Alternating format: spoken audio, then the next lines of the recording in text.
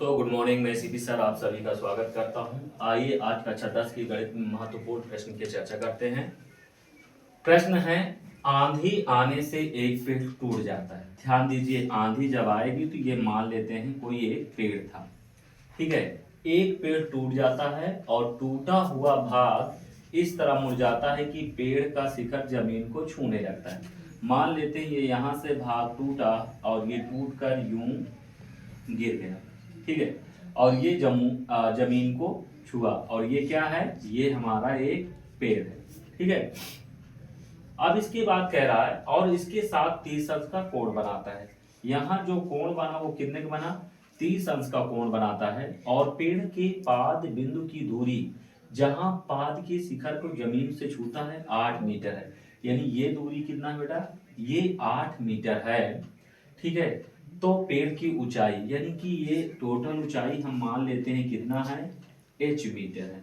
कितना है, h metre है। अब ध्यान से देखिएगा, जब ये भाग ऊपर का टूटा तो ये भाग हम मान लेते हैं यक्स, तो ये इतना कितना हो जाएगा बेटा, h माइनस एक्स हो जाएगा। कितना हो जाएगा, h माइनस एक्स। तो नाम दे देते हैं ए बी सी।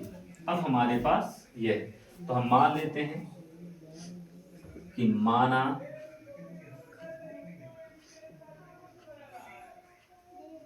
पेड़ की ऊंचाई, पेड़ की ऊंचाई कितना बेटा मान लेते हैं h मीटर।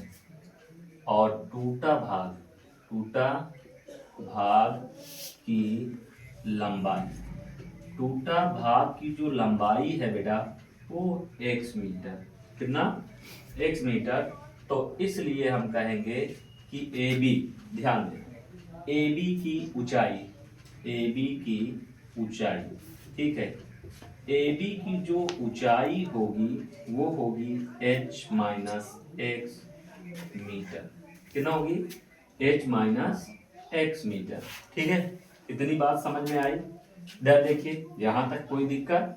अब हम क्या करते हैं बेटा, तो इसलिए कहेंगे कि त्रिभुज ए बी सी में, त्रिभुज ए बी सी में यदि बात करें हम, तो यहां से देखिए ये पता है हमें क्या, कर्ण, और ये पता है आधार, ठीक है। क्या है, ये कर्ण है और ये आधार है।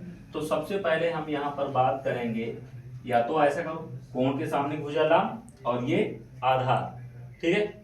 तो tan 30 अंश, tan 30 अंश बराबर क्या होगा बेटा, लंब बटे आधार, लंब बटे आधार। तो लंब हमारा कितना है h माइनस एक्स और आधार कितना है 8।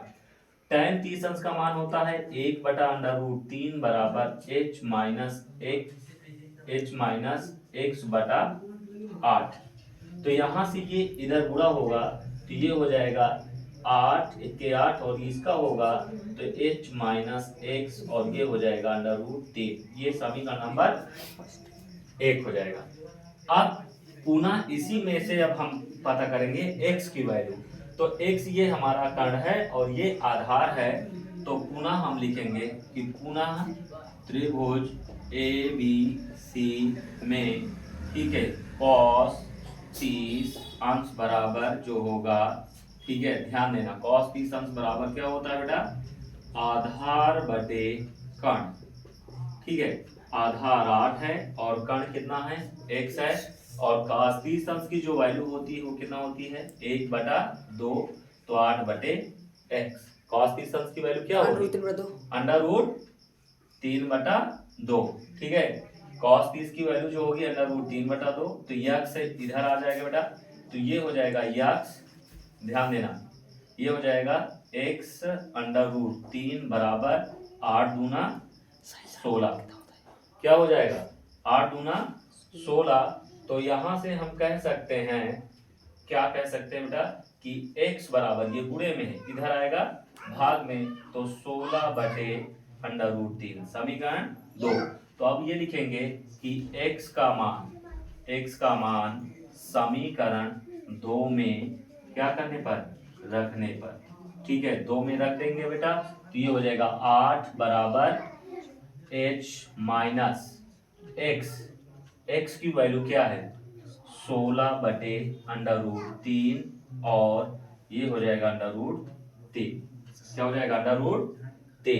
तो यहाँ से गुणा करवा देते हैं, तो 8 बराबर 8 इधर गुणा करेंगे तो h√3 माइनस 16/√3 गुणे √3, 3 से 3 कैंसिल, तो ये हो जाएगा बेटा 8 बराबर h√3 माइनस 16। कितना हो जाएगा 16, माइनस इधर है तो इधर आएगा प्लस, 8 प्लस 16 बराबर h√3, तो 8 6 14 24 और बराबर h√3, तो h बराबर 24/√3, तो √3 का परमीकरण करवा दो बेटा, तो h बराबर 24/√3/3, 3 अठे 24, तो h बराबर 8/√3। तो हम कहेंगे अतः पेड़ की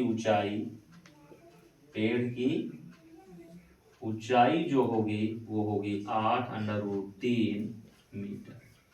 ठीक है, यदि वीडियो पसंद आए तो लाइक एंड सब्सक्राइब कीजिए और ज्यादा से ज्यादा शेयर करिए ताकि आपके बोर्ड परीक्षा में अच्छे मार्क्स आ सकें। Thank you.